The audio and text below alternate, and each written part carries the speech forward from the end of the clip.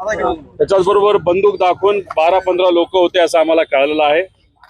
आणि मग अशा पद्धतीने तुम्ही जर धमकवत असाल, फक्त प्रसिद्धी मिळावी म्हणून तिथे शाई टाकत असाल, गोंधळ घालत असाल, तर हे शोभणारं नाही, आपल्या महाराष्ट्र धर्माला शोभणारं नाही आणि वारकरी संप्रदायाला शोभणारं नाही।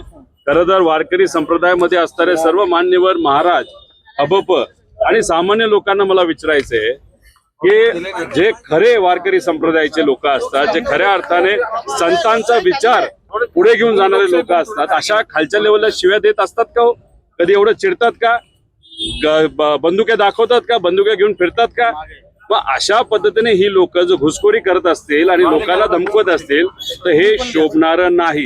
आणि हा कोणी जो भोंदू लागला ना, त्याला मला विचारायचंय की त्याचे जे गुरु आहेत त्यांनी जी आळंदीमध्ये आणि नागपूरमध्ये शाळा काढली, बहुजन समाजाच्या मुला मुलींना त्या शाळेमध्ये शिकवलं जातं का? प्रवेश आहे का? या भोंदूबाबांनी सांगावं।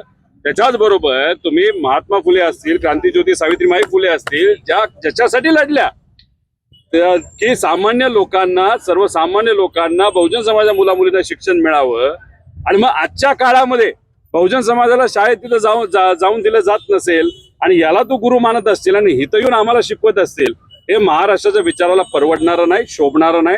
आम्ही या गोष्टीचा निषेध करतो आणि विकास भाऊंच्या पाठीमागे त्या ठिकाणी भक्कमपणे। आणि त्याच्याचबरोबर हे मध्य प्रदेशचे जे बंधू आले होते, बागेश्वर महाराज, इथं येऊन जेव्हा छत्रपती शिवाजी महाराज म्हणून बोलले होते, तुकोबारायांबरोबर होते, बोलले होते, तर माऊली महाराजांबद्दल पण बोललं गेलं होतं। हा झोपला होता का दाढीचे केस उपटत बसला होता का गवत उपटत बसला होता? त्यामुळे उगाच शहाणपण दाखवण्यासाठी, कुठेतरी बातमी मोठी होण्यासाठी आणि हे प्रतिगामी विचाराचं जे कोणी नेते असतील त्यांच्याकडनं बक्षीस मिळवण्यासाठी असं जर वागत असतील तर हे योग्य नाही, बरं नाही। सकाळपासून आंदोलन सुरू आहे, पोलिसांकडून गुन्हा दाखल करण्याची प्रक्रिया सुरू आहे, मात्र अटक करण्याची मागणी। तुम्ही मला सांगा, अजितदादा पवार जे महाराष्ट्राचे उपमुख्यमंत्री होते त्यांच्याबद्दल आम्ही, त्यांचं जी घटना घडली त्याबद्दल FIR करा अशी विनंती केली, झाली का या महाराष्ट्रामध्ये मान्य? एवढ्या मोठ्या नेत्याच्या बाबतीत जर असं होत असेल तर सामान्य लोकांचं काय? गेल्या काही दिवसांमध्ये ज्या मुलींवर, चिमुरड्यांवर त्या ठिकाणी तिथं अत्याचार झाले, काही लोकांना त्याच्या मुलींना मारण्यात आलं, तिथं सुद्धा त्या सर्व लोकांचं हेच म्हणणं आहे की आम्हाला ज्या पद्धतीचा न्याय मिळाला पाहिजे तो न्याय मिळत नाही। श्रीमंताचा आणि पैशावाल्यांना न्याय आणि सामान्य लोक, विचारासाठी लढणारे जे लोक आहेत ते मात्र त्या ठिकाणी तासनतास पोलीस स्टेशनला जाऊन बसतात आणि मग तिथं पोलीस सांगतात हेच घ्या तेच घेऊ नका। अरे हे कोण सांगणार आहे?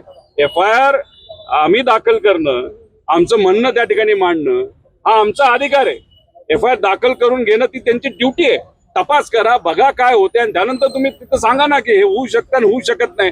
आधीच कसं तुम्ही काय तिथं भविष्य करणारे बंधू बाबा आहात का पोलीस अधिकारी आहात?